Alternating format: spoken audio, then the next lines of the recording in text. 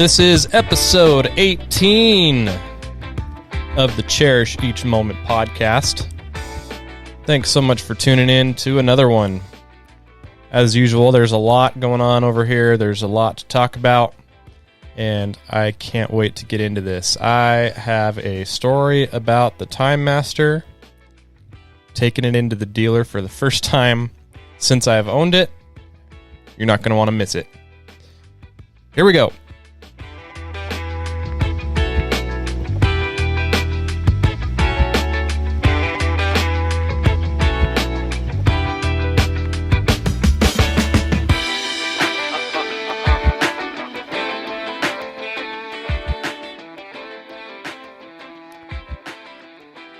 All right. As usual, starting out the episode, just recapping a couple of things, and then I'll dive into the big story. I have gone ahead and dethatched my front yard. I put out a video on that a couple days ago, and I just used the Sunjoe dethatcher and power rake or scarifier. I like the scarifier attachment personally. I think that's the more effective tool or attachment that comes with that machine. It's definitely more aggressive, and I tend to run it on the lowest setting when I use it, especially in the front yard. And it is more aggressive, but it pulls out the most material. It's the most efficient, and I'm really happy with the results I get when I do that. And like I said in the video, I don't really see that much effect on the lawn. The lawn isn't really fazed by it anymore. Longer cut grass, it looks like it's punched in the face. It has those dethatch stripes, and the color's a little hazy, and you can tell that the turf just doesn't really like it. But with the shortcut turf, or at least my shortcut turf, going at it with the scarifier attachment on the lowest setting, all I see are the lines that I made with my passes. And those go away after like 2 mows, which is in less than a week. You can't even tell that I did it anymore on my front lawn. There's no way to tell. So got that done, pulled out just as much material this year as I did last year. And it's interesting to me, and a lot of it has to do with, having shortcut turf. The amount of material that comes out of there is just so satisfying and just so fascinating to me. I bag every time. I collect my clippings every time I mow the front yard. If I were to mulch the clippings on the front yard with a reel mower, it would just spray grass clippings all over the top of the lawn, and it would look terrible. And you walk on it, and it would stick to your feet, and kids would drag it in the house, track it in the house, and yeah, it's just not ideal. So I like to collect my clippings every time I mow the front yard, and I wish that I had time and room in my yard or on my property for a proper compost pile, because I would definitely like to utilize that. If ever one day we move, ideally we would like to have a large amount of property. I'd like to have at least an acre, and I'd go for even more than that. But I'd be more than happy to dedicate a space for a compost pile and utilize that. I think there's a lot of great benefits out there for that. But for now, what I do is my city has a green waste program, and so we have a separate bin that we put out to the curb on trash day between March and end of October, I think is when they stopped doing that. Maybe November. I don't know. Fall.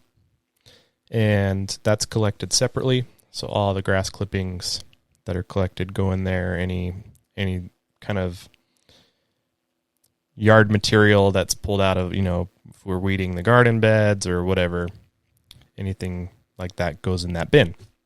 So I don't typically fill up that bin every week, although this week it's going to be overflowing and we're going to have excess material because I'm going to dethatch the backyard. And it's been 5 years since I dethatched the backyard. And just to kind of give you an idea of how much material I'm expecting to extract from the backyard here. And I'll also add that I'm not going to use the Sunjoe in the backyard. There's about 8,000 square feet in the backyard. And dealing with the tiny Sunjoe and an extension cord over that amount of area is just not, no, I'm not doing that. If I want to do specific areas, then I'll pull the Sunjoe out. But the whole yard, 2 passes, not happening. I'm going to rent a power rake from the local rental shop and go from there. Now, just to kind of give you perspective of how much material I expect to pull out of here, the last time I did this, about 5 years ago, the lawn was a couple years old, and I filled up 17 55-gallon trash bags of material. 17. In addition to that green waste bin that I mentioned a minute ago. A lot of material. So there's going to be a lot of material pulled out this time too, I expect, and I'm really looking forward to that. I'm also going to overseed the backyard and kind of continue to make up for some mistakes that were made last year with the sand project. I've talked about that before, and there's still some areas that need to fill in. I've got some areas this year that were hit with grub damage that I'm going to fill in, and just some damaged areas from the putting green project. Damaged areas from, there's a couple spots around the green itself where the tarp covered and killed the grass because it wasn't getting any sunlight. And then there's some areas that were dug up with either the tractor bucket or the tires or whatever that just need to be filled in. So looking forward to that. But yeah, the dethatching project is going to be a big one. So going to be a busy weekend. It's fall.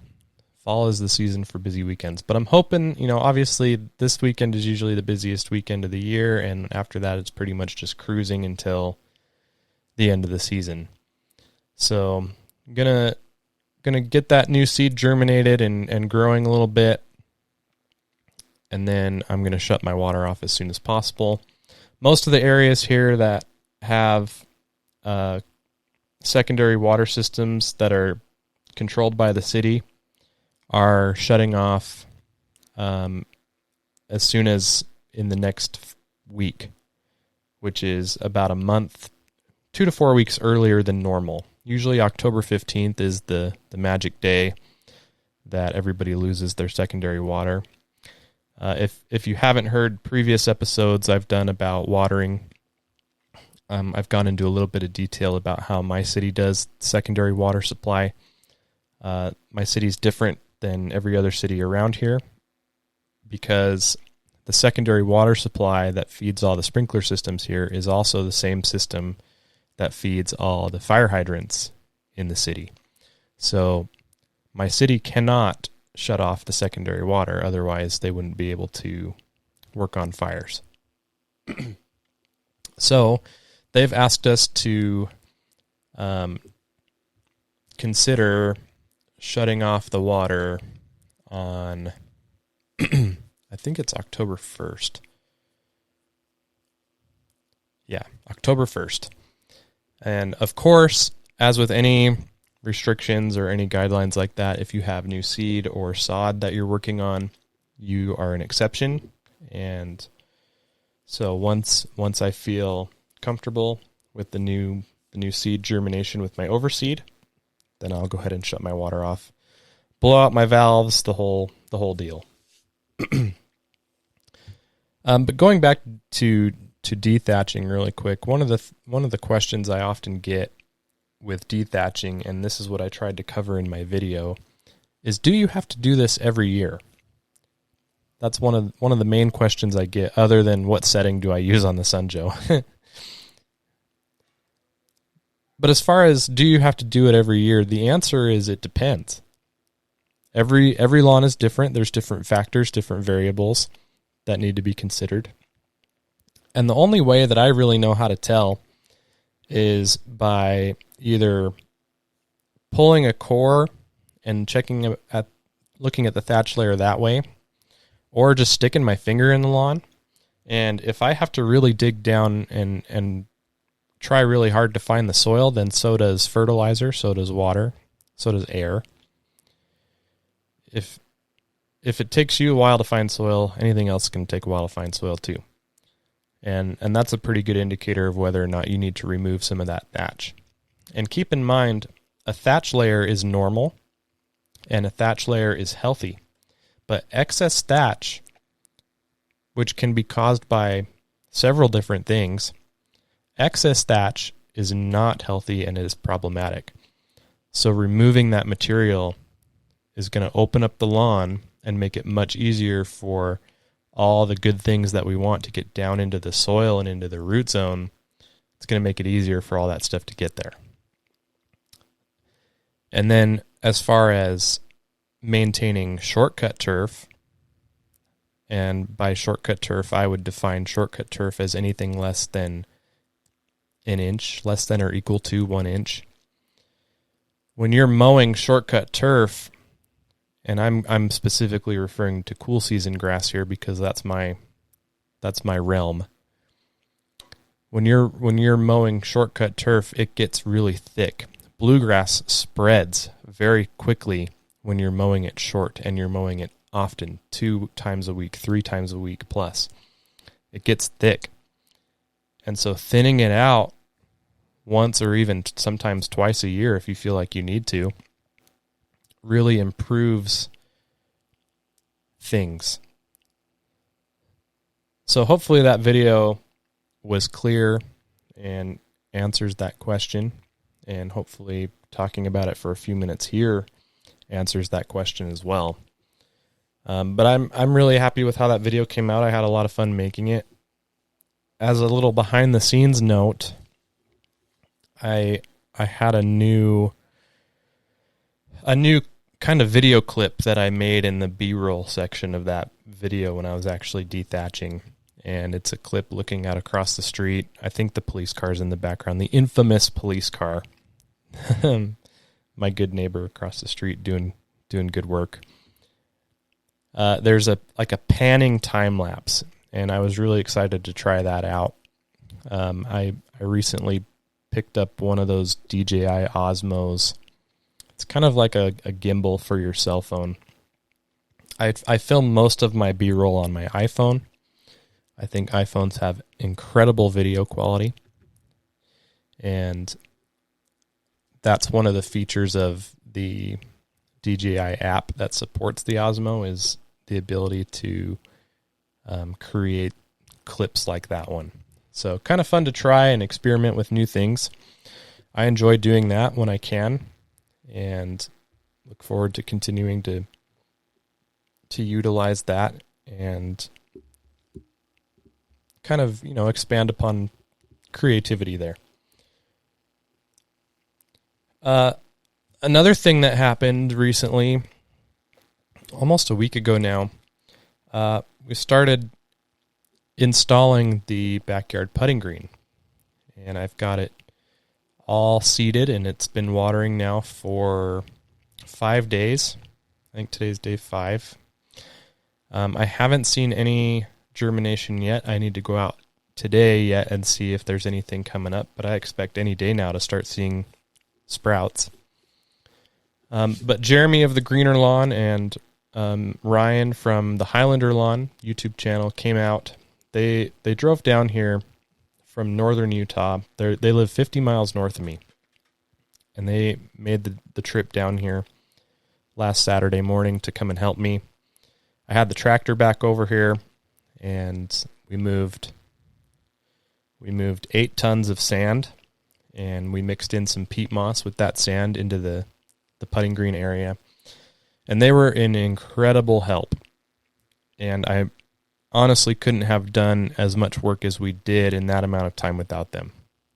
I'm just so thankful that they came out here and helped me with that.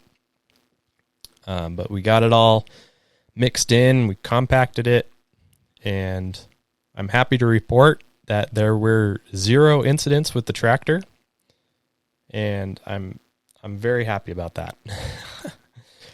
I spent the rest of the day after they left just waiting for the sand to dry. We put a layer on sand as kind of a top dressing over everything. You could really tell that there was peat moss mixed into some areas, and you can't really use a leveling rake on damp peat moss, and peat moss takes forever to dry, which is a good thing because it's doing its job. It's retaining moisture. And so we top dressed with the last bit of sand to use as a leveling agent and a smoothing agent. And then it rained, of course. So waited the rest of the day pretty much until early evening before I could pull out the R&R level on rake and start smoothing things out and getting the area ready for the bent grass seed. But I took my time with that, smoothed it out really well, and put the seed down, put a little bit of peat moss over it, some starter fertilizer, and started watering it. Now, in an attempt to continue to conserve water, just to kind of paint the picture, the putting green is right in the middle of 2 zones. My zones run across my yard. They don't go from my house towards the mountain or towards the train, if that makes painting the picture any easier. They go across my yard. So from where the putting green is to the trampoline, that's the direction the zone runs. Now it's right in the middle of 2 zones, so I would have to run 2 zones multiple times throughout the day, and the majority of the water that would be emitted from those 2 zones wouldn't even hit the green. So what I decided to do to save some of that water, I did a little hose setup with some sprinkler spikes, and I got 2 Rainbird 3500 heads. I got a digital hose timer and just set them up. So the 2 sprinkler heads are diagonal from each other, so I'm getting head-to-head coverage, and it's working out just perfect. So I feel really good about that. Right now I'm watering for 5 minutes every 2 hours. So just enough to keep things damp. And it is damp. So hopefully that's going to work. And hopefully we'll see some results. Last night I was out there and I put down some biostimulants. I put down humic and RGS, and I put down some of that new green fight as well. So just some extra goodies to help with rooting and to help soil quality and extra nutrition. So we'll see. As usual, I'll keep you posted, and I'll definitely be making videos as things progress and sharing that project and that story as it develops. I'm really excited about it. I hope that I have nearly full coverage by the end of the season before we call it quits for the year and wait until spring. As expected, and I wish I could say it was unanticipated, but I'm not surprised. The children know that they're not supposed to be in that area, but last night I caught them throwing toy footballs, little Nerf footballs, and the little kids were running through it. So I'm sure you can expect some videos of me dealing with bent grass in various spots around my backyard. Not only it just creeping into the bluegrass naturally.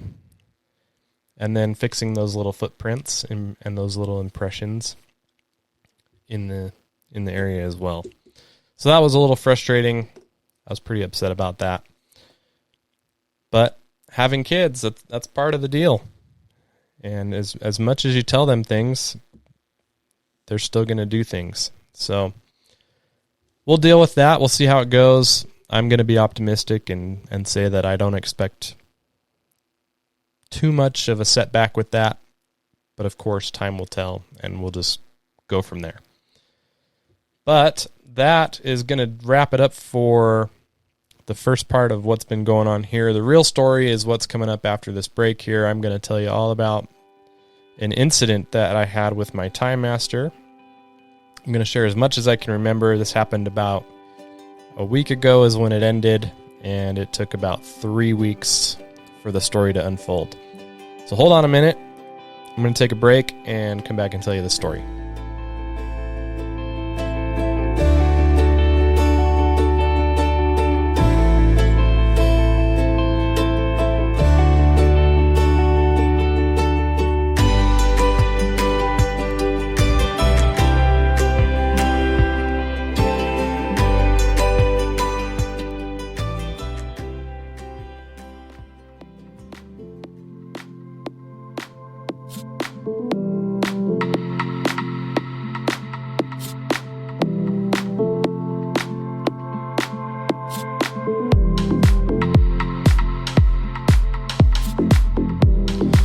All right, let's get right into it. This has been going on it went on for about 3 weeks. And I debated about making a video about this.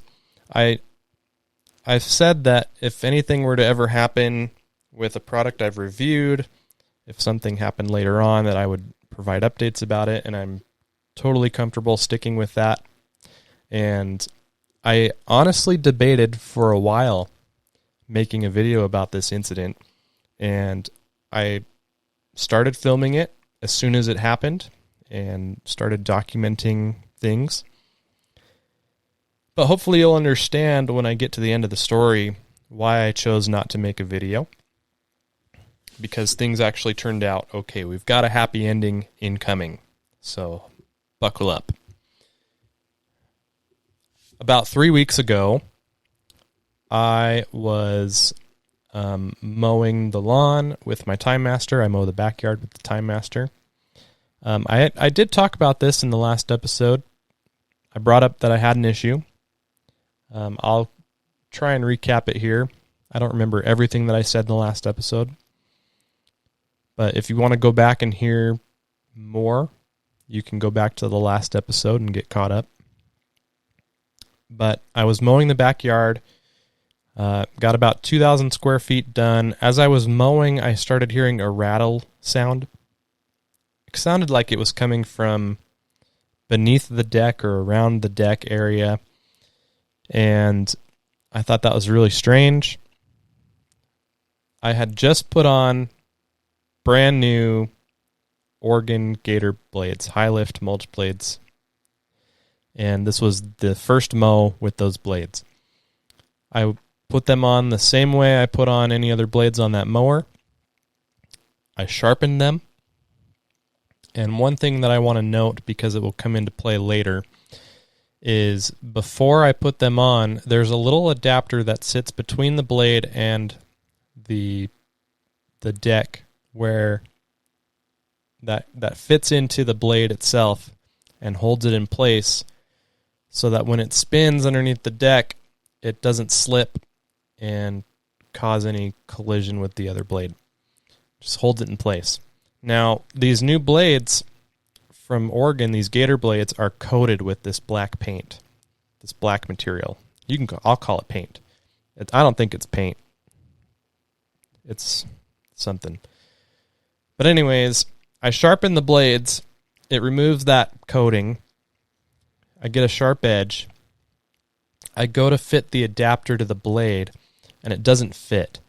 And I could tell that it was the coating that was blocking that adapter from seating properly into the blade. And so what I did was I took the blade, and got it up in my drill press, and I think I used a 3/8 inch drill bit, and I just cleaned out and polished off the coating, and that made room for the adapter to seat properly within the blade, and then I could attach the blade to the underside of the deck. No problem. Not a big deal. Put the blades on and torqued them to the manual specifications. My Timemaster manual says to torque blades, the bolt there, to 60 foot-pounds. So I did that, as always. Felt confident going into the mow. Excited to try these gator blades out, because anybody you talk to that has used these gator blades before only has good things to say about them. They work really well. They mulch better than the stock OEM blades, and they're just beefier too. Like, holy cow. So I start mowing. I start hearing this rattling noise for the first time, and I stopped mowing, looked under the deck, double-checked that the blades weren't colliding with each other, made sure I wasn't running over a rock or mulching up a rock, or even just a little piece of mulch. Sometimes mulch will get into the grass. The kids dig around the yard and throw stuff in. You never know. I wasn't finding anything like that. I thought this was really weird, so I kept mowing. Got about 2 passes past the trampoline, so I've done about maybe 2,000 square feet. I make a turn, and I go to push on the personal pace handle to move the mower forward to do my next pass, and the mower will not move. It's stuck. So I kept trying to make it move, and I thought, okay, something might be happening with the transmission. Transmission might be going out. I know others have had that issue in the past, especially around 2 years, which is how old the mower is for me. And I even called Jeremy to just see if he could maybe share more detail about his experience, because he had a very similar experience, and he shared that on his channel. And he agreed with me. He thought maybe the transmission could be going out too. So I ended up pushing the mower into the garage manually, which sucked, and left it there. And I ended up finishing the mow out with the 60-volt recycler, which is another story. I have more thoughts on that mower now, because I've been using it for off and on for a year. And going straight from the Timemaster to that mower really opens things up for your perspective. And I feel like I have a much better opinion of not only that mower, but electric mowers in general, because I've used a few different ones this year. They aren't the only one that's mine that I've used is the Toro, but Jimmy, Project Lawn Jimmy, has I think he has one of the Cobalts, and it has similar qualities. And we can maybe talk about that later or in another episode. We'll see how this goes. But anyways, I left the Timemaster in the garage overnight, finished the mow with the 60-volt recycler, and the next morning I came out and went to inspect the Timemaster, started it up, and then tried to move it forward on the driveway on concrete, and it worked. No problem. Very strange. Personal pace worked. The mower moved forward just like normal. So I took it into the backyard and put it on the grass. It moved fine. I engaged the blades, mowed with it, moved fine. I started hearing the rattling again. So I said, you know what? This is under warranty. I'm going to take it to the dealer and have them look at it because it's under warranty. If it wasn't under warranty, I would start tinkering with it more myself. But since it's under warranty, it's less than 3 years old, I'm going to take advantage of that warranty and take it in.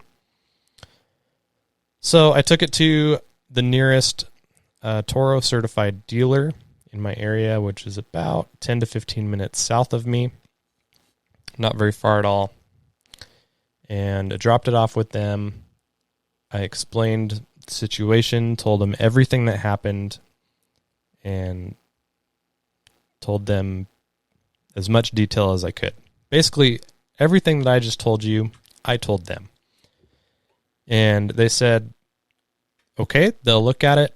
And they told me that it would be about a week and a half to 2 weeks before they would have anything. They also told me that only the warranty only covers parts that are warrantable, if that's the word. So if something isn't covered under warranty, then obviously the warranty isn't going to cover that, and then I would have to pay $50 for the inspection in addition to any labor and repair costs. And then I said, well, that's fine. I can go home and try and find my warranty or my proof of purchase. It wasn't until shortly after I bought that mower that I started saving receipts from Home Depot. I bought that mower from Home Depot in March of 2019. And Home Depot has a cool feature where if you when you check out, you can request an emailed receipt, and it will email you a receipt. It will save your email address with your credit card number. It will email you a receipt, and it will print one off there for you. So if you ever lose your receipt, you can save it in your email.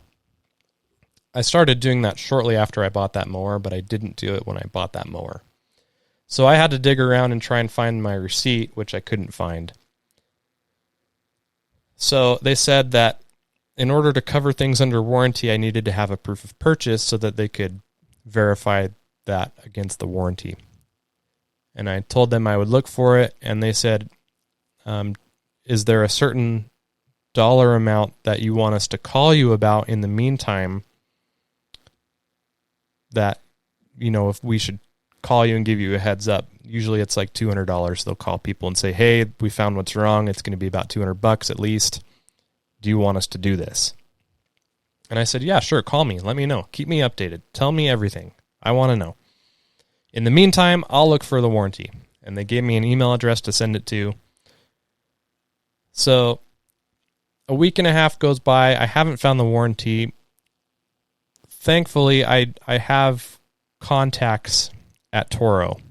And I don't know if Andrew listens to this, but Andrew saved the day for me. He was able to help me based on my serial number, look up my purchase information, and verify everything and get me squared away in the event that I would need to claim warranty on this repair. So special thanks to Andrew for that. Extremely glad to have a relationship with the Toro company, and obviously that makes this case a little unique, but there is a lesson to be learned, and I'll get to that soon. About a week and a half goes by. I haven't heard anything from the shop, anything from the dealer. 2 weeks goes by, and I still haven't heard anything, so I decided to call and check in. So I call and check in, and the guy looks up my information, and he tells me that my estimated completion date was about 4 or 5 days later, something like that. And I thought, okay, well, that's going to put me around 2.5 weeks now, and you told me a week and a half to 2 weeks. So a little frustrated by that. He said, yeah, they're really busy. The season's kind of winding down, stuff's happening, they're getting backed up. And I thought, okay, fine, I'll give you that one. That's fine. I can handle mowing a couple more days, maybe one more mow with the little 60-volt recycler that could across my big backyard. So a few more days goes by. We get to this estimated completion date that they gave me, and still nothing. So I called again, and this time I was calling, and I'm going to be upset if there's no progress being made here. I call again and ask about the status of my mower. And the guy on the phone tells me that it still hasn't been looked at yet. They've been waiting for warranty information. And I said, what are you talking about? I said, you told me this was going to be done in a week and a half to 2 weeks, and then it was going to be done in 2.5 weeks. It's been 3 weeks now, and we haven't even looked at it. And it's my fault because you were waiting on warranty. And on top of that, they didn't even have the thought to call me and remind me that they needed warranty and that they weren't going to look at it. I was never told that the mower wouldn't be looked at until I showed proof of purchase. That didn't sit well with me, and I expressed my frustration to this guy. And I'll admit, I wasn't as bad as I could have been on the phone, but I was pretty firm. And I was even more upset that he wasn't at all apologetic. It was terrible customer service, and I was very upset. So I told him that day I had just gotten information from Toro about my proof of purchase and that I would email it to him. So I emailed it to him right away.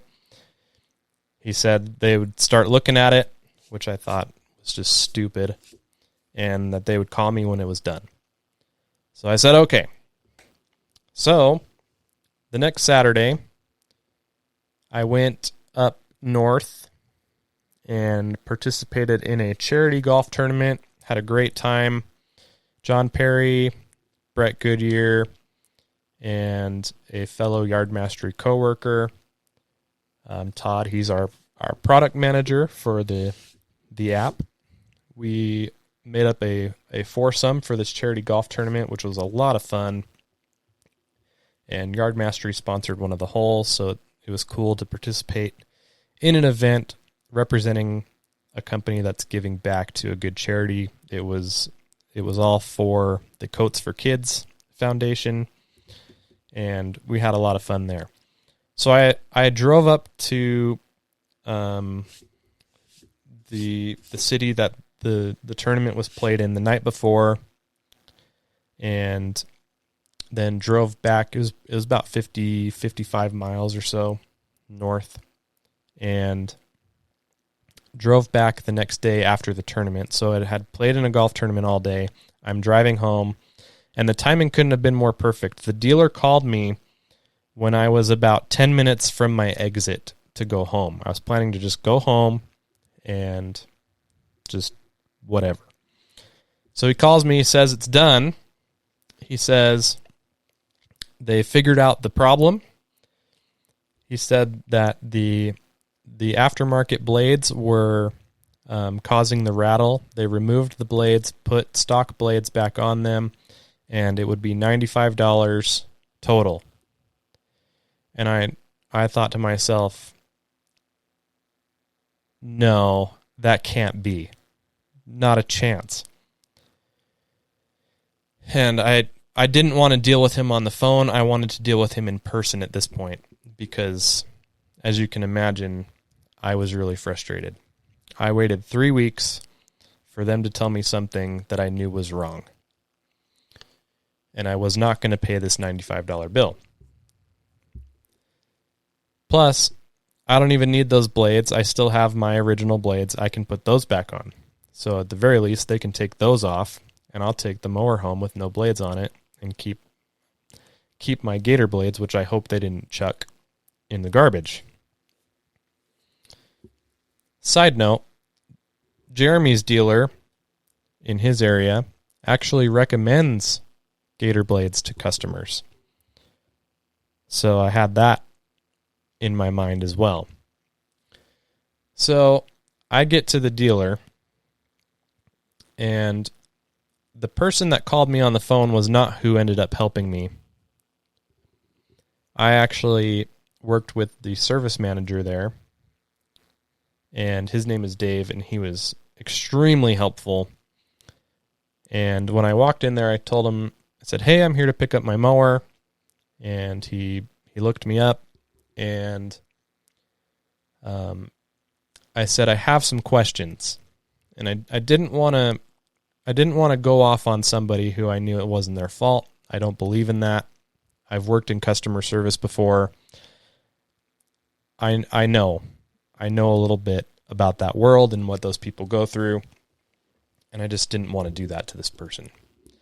But I told him the story, and I told him my thoughts. I said, I really don't think it's the blades causing this rattle. I don't want to go home and have this issue. And he said, well, let's go outside and take a look at it. And I thought, now here's some customer service. This guy is the service manager for a reason. He was very kind. He was very helpful. And he was just genuinely interested in resolving my issue. And we went outside into the yard, and he pulled out my mower. He started it up. And the first thing he did was push against the personal pace handle to show me that it does indeed move forward. There's no rattling sound. And that happened. There was no rattling sound. He didn't have the blades engaged or anything. He just pushed it around. And he said he didn't hear anything. I said, yeah, I didn't hear anything either. However, I heard it when I dropped it off. The guy that I dropped it off with engaged the blades and was able to reproduce the rattling noise. And that was the case at home too. So he says, okay, well, let's start it up again. So he starts it up again, and he engages the blades and pushes it around the parking lot for a couple, 30 seconds or so. And I didn't follow him or anything. I just stayed where he started, and I could hear the rattling. And as I was watching him walk around, I could tell that he could hear the rattling too. And I thought, okay, now we're going to get somewhere. So he stops and he turns off the mower. And I said, you heard it, didn't you? He says, yes, I heard it. And I said, well, what do you think it is? Because I had told him, I said, I know they said it was the blades, the aftermarket blades. And I told him that I had a YouTube channel, and I told him that I was going to, test out the blades, and how I heard all these great things about these Gator blades, and how other dealers are even recommending them, and how I put them on properly and torqued them to spec. And he pulled the blade. The blades were attached to the handle of the mower. He took them off, and he showed me the blades, and he saw that the area that I had drilled out with my drill press to get the coating off where the adapter seats in the blade, he saw that the coating was polished off there, and he said, this is your problem. He said, and this was before he was able to reproduce the rattling sound, by the way. When we first went out to the mower, he said, this is what was causing the problem. He says, you see how this is worn? He said that the technician told him this is what he saw. He said, it looks like the blades were loose, and because they were loose, they were wobbling around, and it was wearing off, and that was their sign. And I said, no, you don't understand. I said, the new blades have the coating on them, and the adapter wouldn't seat in there. So I took it to my drill press, removed the coating so the adapter would fit, blah, blah, blah. Plus, the Timemaster has that adapter so the blades don't hit each other. And the light bulb went off for him. And he said, okay. And that's when he proceeded to really try and reproduce my issue. So anyways, he reproduces my issue. And I said, well, what do you think it is? And he goes, let me try something. He turns the mower back on. He doesn't engage the blades. It's just idling. And he takes the starter cord, the pull start recoil cord. You know what I'm talking about. You know the deal. He pulls it out about 6 inches, and it starts rattling like there's no tomorrow. Clear as day. You can hear this thing rattling. And he says, there it is. And I said, bingo. So I said, well, what can we do about this? I said, this is covered under warranty, I imagine. He says, yeah, that would be covered under warranty. I said, well, I've got a $95 bill sitting on the counter inside that says that it was these blades that was the issue. And I said, I really don't want to pay this $95 bill. I said, is there anything that we can do about that? And he says, let's go inside and talk to my manager about that. And I said, okay. So I'm feeling really hopeful now. We've finally pinned this down, and we've got a solution here. So we go inside, the manager comes out, another super nice guy. He gets the story, and he says, absolutely, let's order this part. He knew the part number right off the top of his head, which is pretty telling. This is an issue that's happened before. He says, let's get him the part, and then he doesn't have to pay anything. He's good to go. So I was like, yeah. And so, unfortunately, the part is on back order, but at least I know when I hear this rattling, I don't have to worry about it. But the part is ordered, and Dave told me when the part's ready, I can bring the mower in, and they'll swap it out for me. No problem. And so, throughout this whole experience that day, when I picked up my mower, Dave and I had a really good conversation, and I was able to develop a good relationship with him so that any future needs I have at a dealer, I can go to Dave, and I know Dave will take care of me. Now, the lesson that I learned and the lesson I want to convey here is even if your mower or any product that you own, regardless of warranty, have a basic understanding of how it works. If you have a basic understanding of how it works, even if it's just common knowledge that comes from just doing the fundamental basic maintenance tasks every year. For me, I understood that it wasn't the blades because I've kept sharp blades. I've kept the underside of the deck clean. I've kept the underside of the belt cover clean. I've taken the blades off and put blades on multiple times, countless times on this mower. I understand how that works. And I understand pretty much how everything else on that mower works too. And because of that, we were able to have a nice discussion and brainstorming session, Dave and I, to figure this out. Now, if I was some ignorant Joe Schmo that doesn't know or doesn't have that knowledge, then what would happen? I'd have a $95 bill that I would pay, and then I would go home and I'd mow again, and I'd have the same problem. I'd still hear the rattling, and I'd have to go back to the dealer and hope that they could figure it out again another time and potentially pay more money. And it would just go over everybody's head.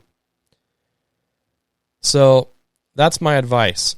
Have a basic understanding of how things work. Take the time to learn about it. You can't really trust anybody. And I'm not saying it was Dave's fault, because 100% it's not Dave's fault, because Dave's job is just to relay the information he gets from whoever worked on the mower. It's whoever worked on the mower. It's their fault.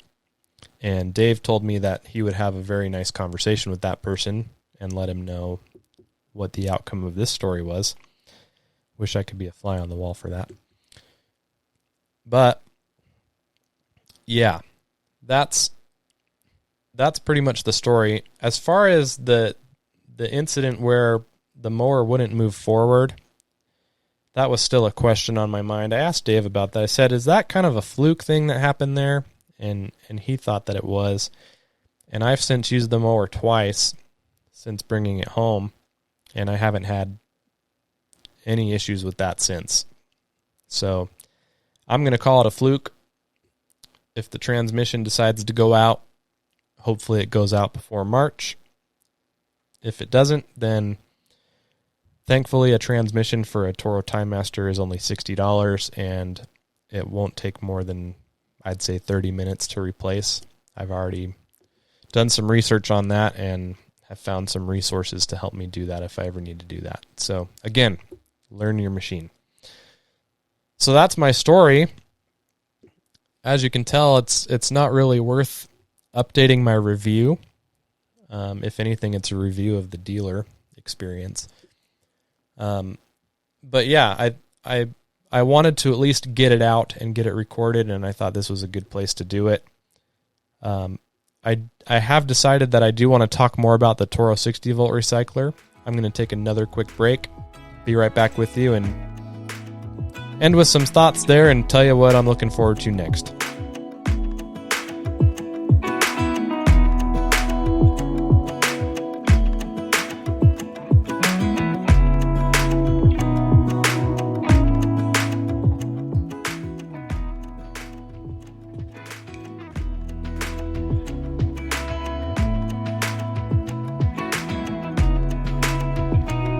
All right.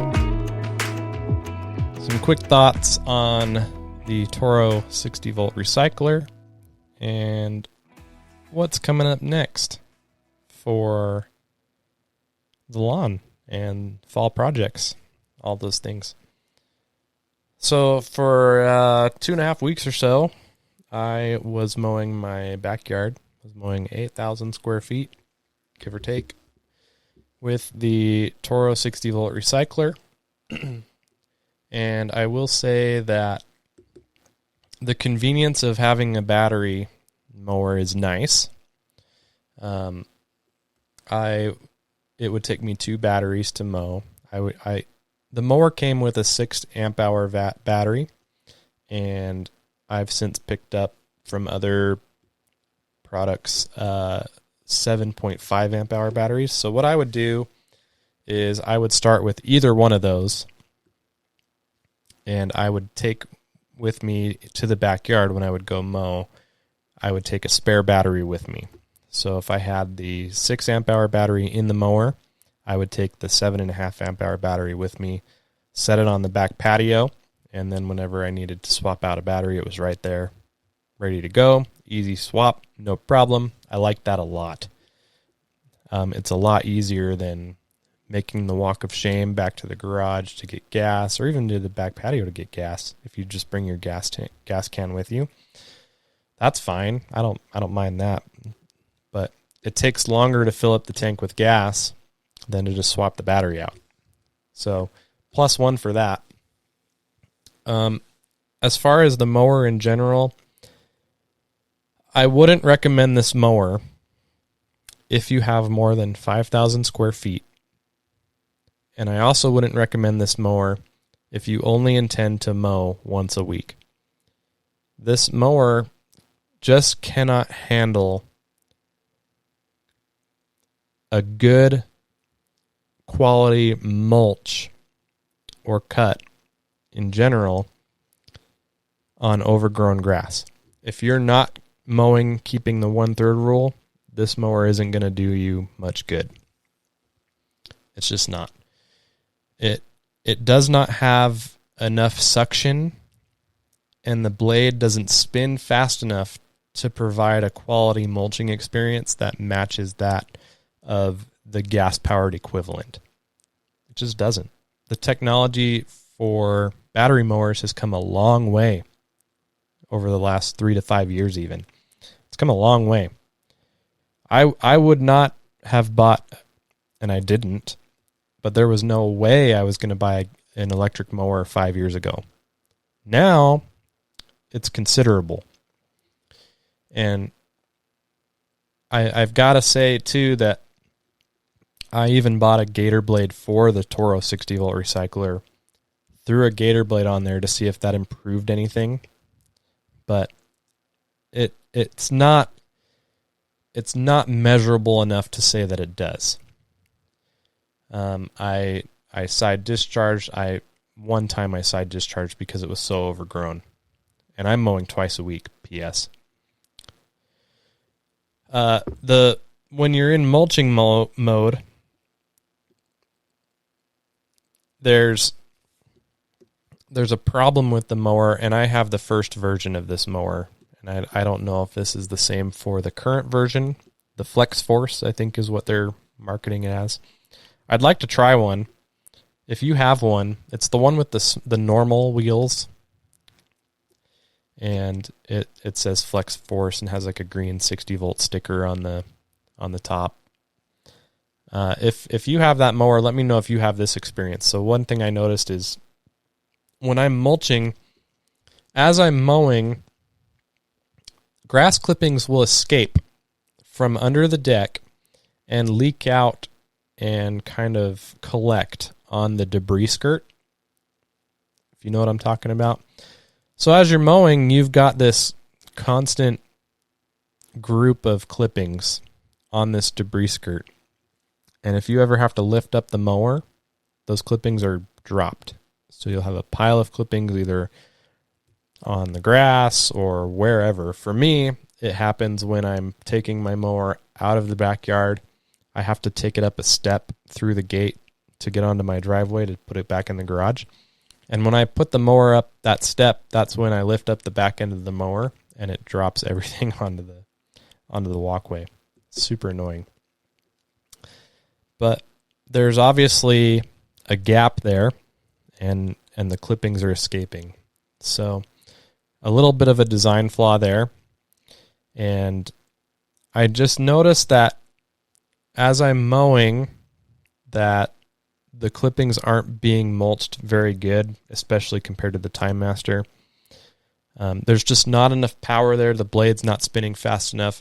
If you're maintaining your lawn and you're mowing regularly and you're just barely taking much off here, you're fine. You don't have to worry about clippings not breaking down and all that stuff. You don't have to worry about contributing to your thatch layer. But yeah, those are my thoughts. Those are things that I've experienced, and I think it would probably be worth doing a review on that particular model. I don't even know if you can buy this particular model anymore, so I don't know if it's even worth doing a review video on. I'd like to get the updated model and see if it does the same thing. And if that's the case, then I would absolutely do a review on that and make those points, because that's not an ideal experience. But one thing I'd like to see from electric lawnmowers, not just from Toro, but from any brand that's putting out an electric lawnmower, I don't care who it is, we've got to figure out a way to get more power. Tim the Toolman Taylor, more power. We need more power from these mowers. They've got to get more closely matched to the gas models. We need equivalent suction. They need to suck more. I even used this mower after I dethatched my front yard. I put it all the way down. I put it into what I call vacuum mode. I do the same thing with my Timemaster, and my Timemaster sucks up everything. No problem. And the 60-volt recycler left behind enough material. It got the majority of it, but it left behind enough material to where I literally had the desire, and I did. I took my backpack blower out of the garage, and I donned my backpack blower and blew off as much as I could off the lawn because I didn't have my Timemaster because it was at the dealer. I should have had my Timemaster, but I didn't, so I had to improvise, and I used my backpack blower to clear off as much debris as I could.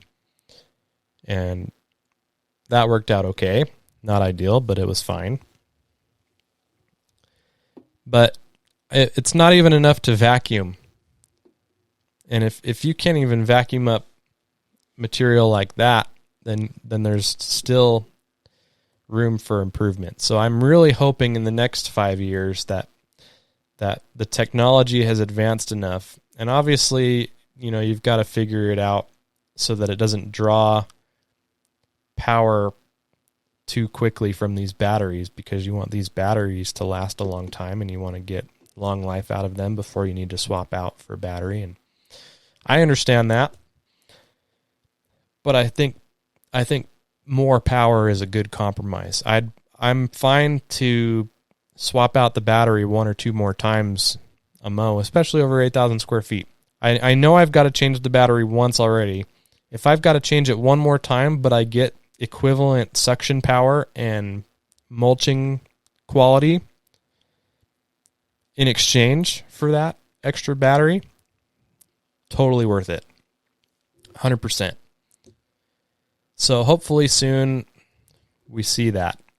I think that when that happens, you're going to see a lot more battery mowers sold, and I think that you're going to see a lot better reviews on the battery mowers.